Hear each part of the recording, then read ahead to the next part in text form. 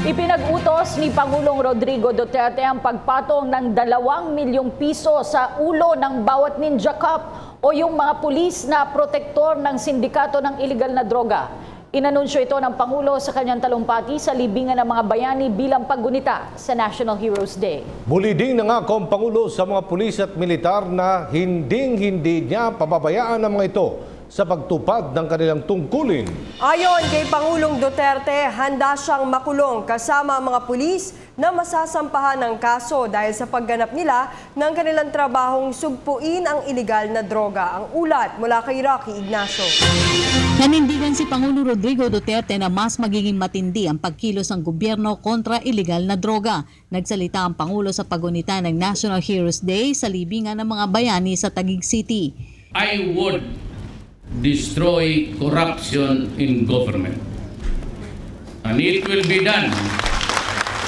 Whether they like it or not, it will be a clean government at the end of the day. I said I will fight criminality and drugs. Most of the criminal acts are really on the account of the drug millions. So, I will not relent. The campaign will be continuous, and I will be, as I have said in the campaign rallies all over the country, I will be harsh as I can ever be. When you fight a war, do not give me.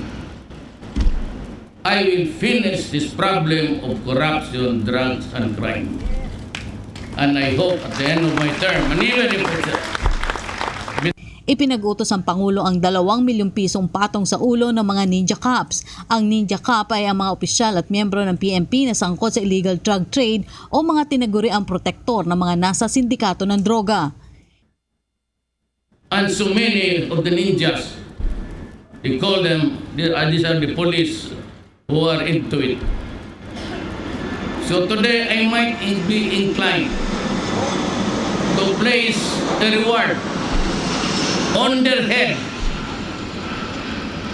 The members of the ninja or members of the police who are then protecting the drug syndicates in this country. I am placing per head 2 million. Hindi rin ito natinag sa babala ng posibleng kaharapin niya sa usapin ng United Nations. Gate nito, nasa krisis ang bansa dahil sa iligal na droga. Nauna nang tinaguri ang national security threat ang operasyon ng droga sa ilalim ni dating Pangulong Gloria Arroyo. Sa bandang huli, sinabi nito sa mga unipormado na gawing tama ang kanilang mga trabaho dahil nasa likod siya ng mga ito. Nagbabala rin ito sa mga corrupt police at umano'y huwes. Not simply disagree with you. I consider the fight against drugs a war. There's a crisis in this country. It's drugs.